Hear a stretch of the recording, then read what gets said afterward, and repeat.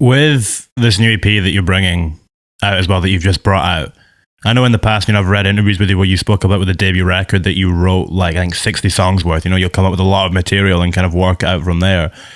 How much kind of came together in the few weeks that you spent with Idris working on this?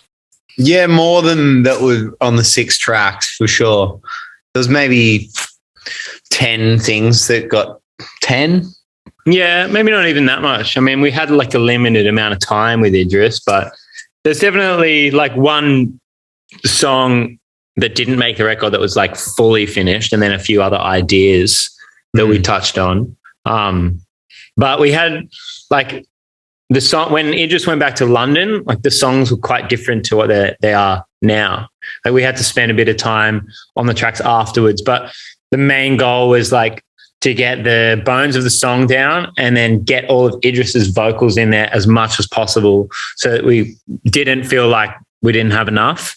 And then we could sort of like work on, we got our drummer in to do some drums, our keys player in to do some keys. And we just worked, for a few weeks, just like polishing it all up. So yeah, that was quite nice. But I don't know, I think if Idris had stayed, we would have either just made an album, so we made more songs, or we would have like made more and then ditched more or something. I don't know.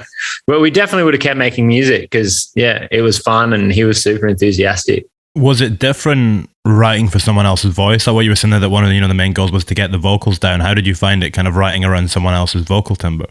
Yeah, I think, it's surprising, like listening to someone else's sort of way they approach a song. I feel like maybe with us, we have go-tos. And we know what each other is potentially going to do, maybe.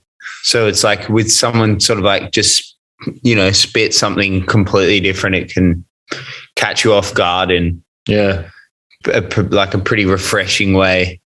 Yeah, he'd have like this sort of blabbering. We'd had like a shared notes document, so we could all see what we were writing. We'd have this huge, messy paragraphs of words, and like, he wouldn't even worry about spelling or anything, so that just kind of didn't really know what it was.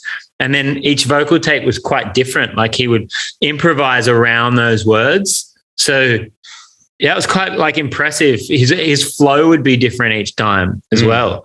So like we just let him do a few takes, and like the more he did, get more and more into it, and like into this character that he'd sort of kind of put on for each thing. And then we would like change and amend things and be like, oh, what if it was more like this? Or you actually said this here. And it was all quite collaborative, but yeah, definitely not 2 takes that were alike, really. Yeah.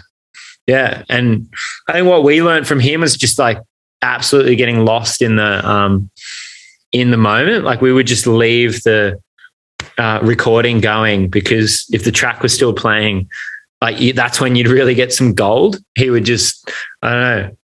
And what's not to like? There's that, look at yourself, so. And that was just him, like, I don't know, at the end of a take, just going nuts. And yeah, what we probably have cut out is just us all cracking up with laughter. So like some of that stuff is just gold, and we just keep it. Yeah. Do you not sample one of them on What's Not to Like? You have that kind of bit where it goes into the distorted kind of audio that sounds like it's just coming out of the studio. Yeah, of us just talking to each other. Yeah. I mean, like we did that in 3 separate takes, but I think Idris just started like talking to us in the take. Yeah. Like, Ollie, Louis, what's not to like about us, eh? And then we just sort of put our vocal around it. Yeah. The original one that was in that bridge was him ordering a cup of tea. Oh, yeah. At the local, coffee shop. Could I have, Oh, a bit Earl Grey. No, Earl Grey. A bit Cordiale. Oh, yeah. It's sort of like that in Holiday. Yeah. Cup of Cordiale. Yeah. Pint of Cordiale. He always felt like that was a drink. Cordiale to him. It was like, that's how he said that name to us first. It was after we played a show in Sydney. Backstage, he goes, hey, have you heard of that drink called Cordiale? And I was like, nah. He's, what do you reckon? What do you think of the name? And I was like, I mean, it's awesome name, but like, is that seriously it? Like, is that taken? He was just sort of like, he was trying on that name with us because he obviously wanted, the album to be called Cordiale, or the like this pseudo artist name to be called Cordiale. So that's what actors do. They riff. Yeah. Put on an act. Was that the show that he came on stage and joined you at? Yeah. Yeah. Which we didn't quite know whether he wanted to or not. Like the week following up to that, it was like, oh yeah, we got this show on the weekend. He'd be like, oh cool, well, I should jump on stage, hey? And we'd be like, yeah, you should. You go, yeah, well maybe I will then. It was like neither of us really knew, like, oh, I mean, you can't, like, if you seriously want to, you can. Yeah. And then it's like, yeah, he was actually really stoked. I think he'd been thinking about it for a little while, but yeah, he was also quite nervous in a way. It's interesting seeing Idris Elba nervous. He was a bit nervous when he first got into the studio with us. And a bit it's real pacey. Yeah. Sort of. Yeah. Guys, what if I say this on the mic? What do you think? What do you think if Bill Iver said this? Like, yeah, do it. Whatever you want. You're Idris Elba.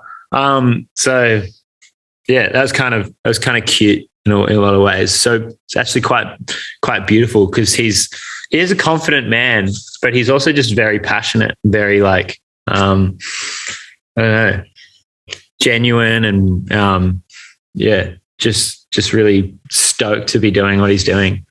It's interesting you were talking about the way that he kind of surprised you vocally quite a lot, and you were kind of just, when you're working with someone else in the studio, you don't know what they're going to come up with, and it can come out of nowhere.